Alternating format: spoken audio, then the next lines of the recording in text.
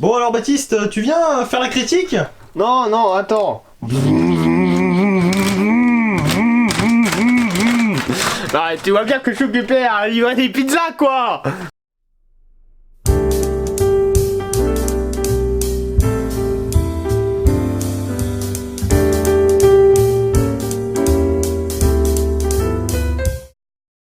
Bref, aujourd'hui on parle de l'âge de glace 4. Et pourquoi on parle pas du 5?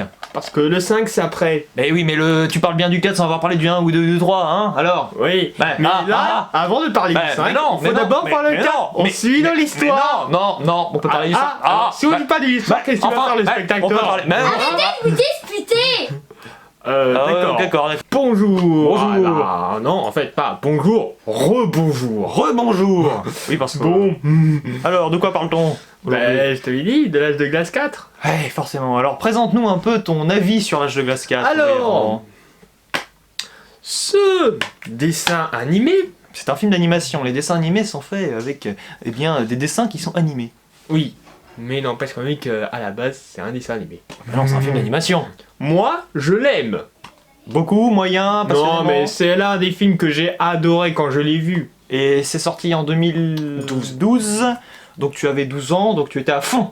J'étais à fond à l'époque, et j'étais déjà allé voir le 1, le 2 et le 3. Parfait. Donc j'attendais que ça, que le 4 sorte, et puis le 4 est sorti, et c'est vrai qu'il est bien. Adoré. On vous le recommande donc chaudement pour ce Noël à venir, n'est-ce pas, pour cette période de l'Avent. Ouais. Mais je t'avoue que j'étais un chouïa, très relativement, mais j'étais un peu déçu, si tu veux, parce que moi j'ai toujours considéré que le 1 était pas mal, correct. Le 2, pour moi, il est un peu râlé pas crête, parce que c'est beaucoup de redites, et bizarrement, j'ai adoré le 3. Je trouvais ça génial. Et le 4, j'avoue, il est un peu en dessous du 3 dans mon estime, tu vois. Enfin, je sais pas ce que tu en penses avec les dinosaures. J'avais trouvé ça... c'était un peu plus... Je trouvais que c'était un peu plus assumé, tu vois, dans le côté délire, dans le côté on se prend pas du tout au sérieux. Ouais, j'avais beaucoup aimé aussi le 3. Ouais. Après, bon, comme je les ai tous aimés à la suite, bon, voilà, quoi. Tant mieux.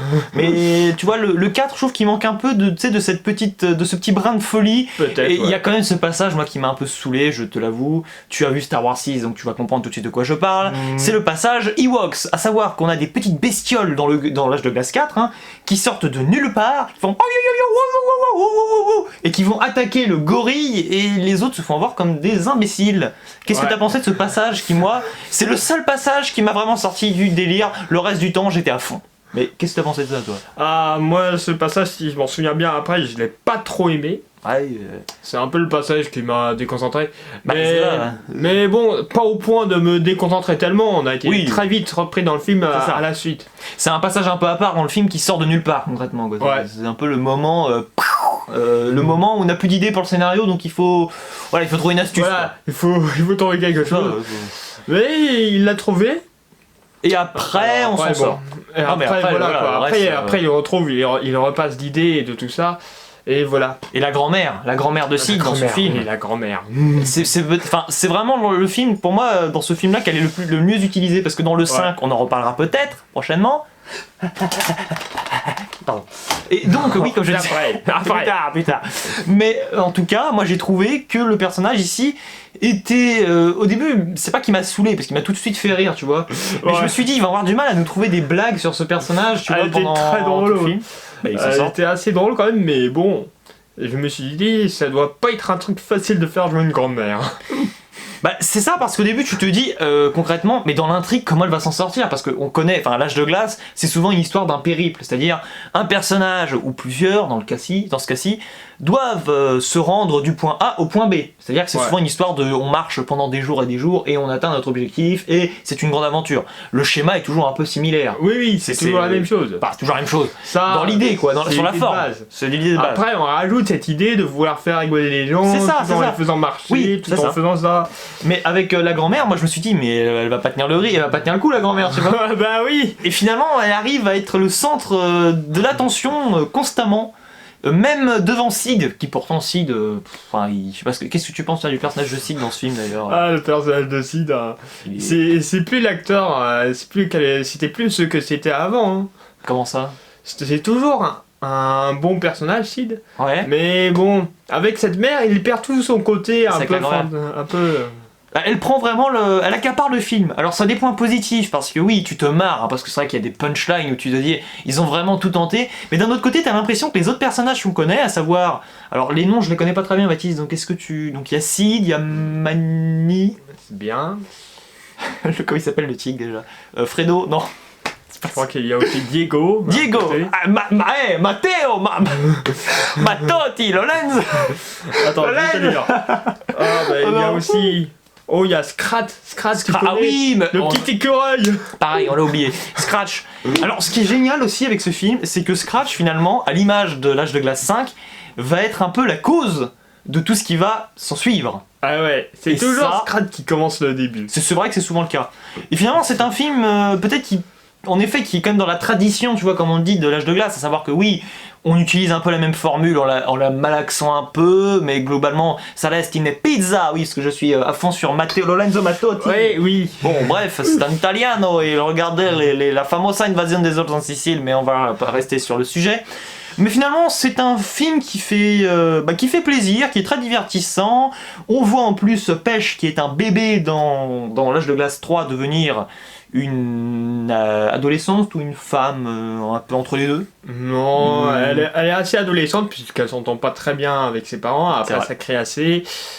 Donc, elle est assez adolescente, Mais après, Mais c'est un pas bon au- personnage. Hein. pas au point d'être adulte.